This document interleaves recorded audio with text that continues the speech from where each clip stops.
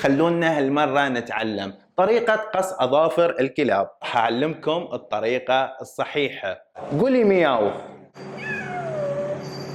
مياو.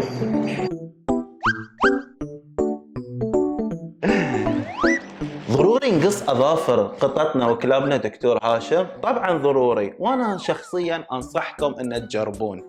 راح تقوى علاقتك مع حيوانك المدلل، هالشيء وايد زين، وهو راح يرتاح لك نفسيا. لما تطول أظافر الكلاب وتلمس الأرض راح يشعر بالألم، خاصة وقت المشي.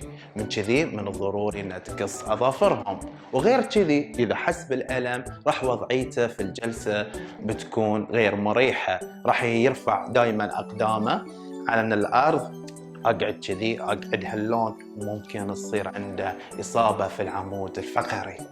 وطول الاظافر راح يسبب له اصابه في المشي، وممكن يسبب له العرج، يعني يمشي تك تك تك تك تك تك مسكين، واكيد راح يقل نشاطه.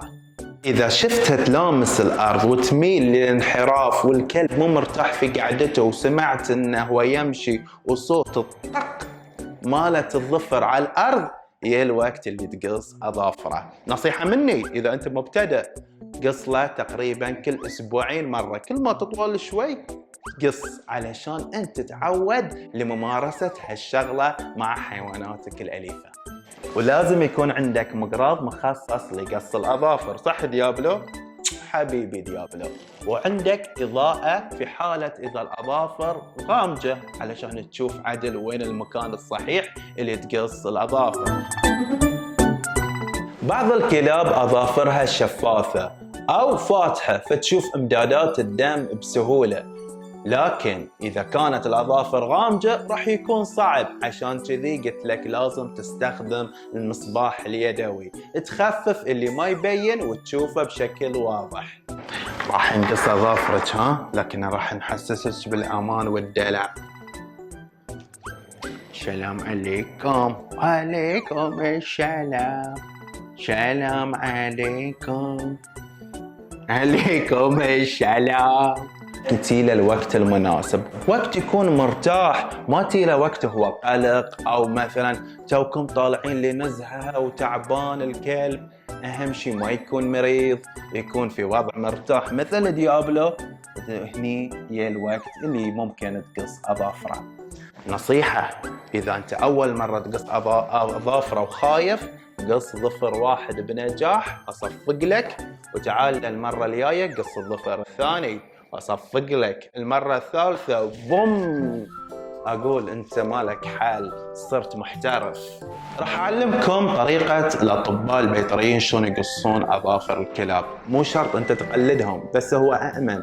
تخلي يدك بهالطريقه، اوكي، تجي بهالطريقه، الكلب ما راح شي يسوي، يعضك او يفتر عليك، تمام؟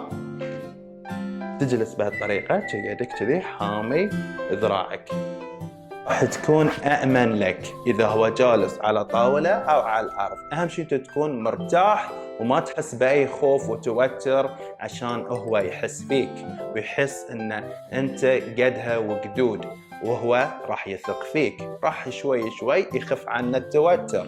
تمسكه بهالطريقة وترفع كف اليد بهالطريقة.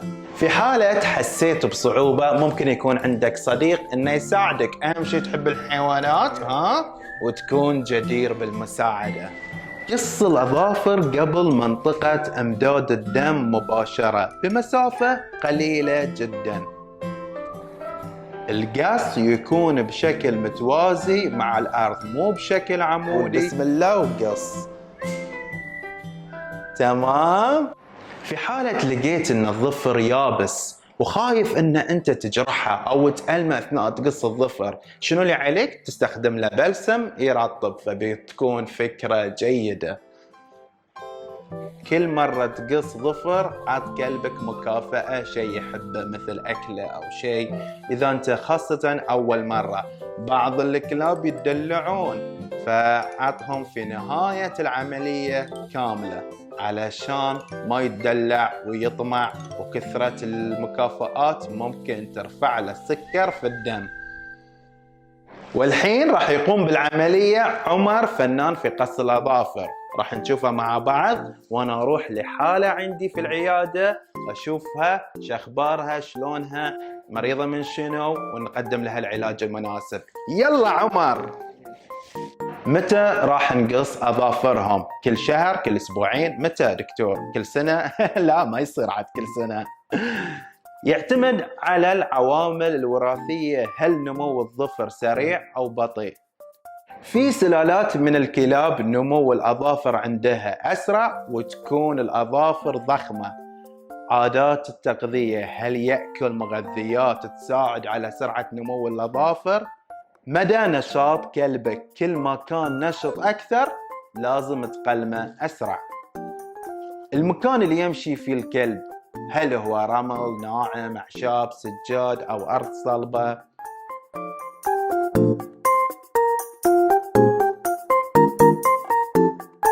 في حالة صار نزيف لا تخاف، عليك هني شو تسوي؟ تتصرف على طول. أول شيء كل اللي عليك إنك تضغط مكان النزيف بيدك بقوة، تاخذ قطنة وممكن تستخدم معاه مضاد للنزيف يبيعونه في الصيدليات البيطرية. إذا النزيف استمر 30 دقيقة يا ويلك ما توديه عند الدكتور البيطري، يا ويلك وسواد ليلك، بس أنت بطل لأنك حاولت تسوي هالشيء بنفسك.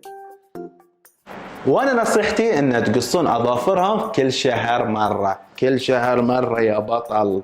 خلونا نشوف تجاربكم، اذا عندكم تجربة طرشولي على الانستغرام دايركت، وراح اكون سعيد جدا بهالتجربة اللي تقصون اظافرهم.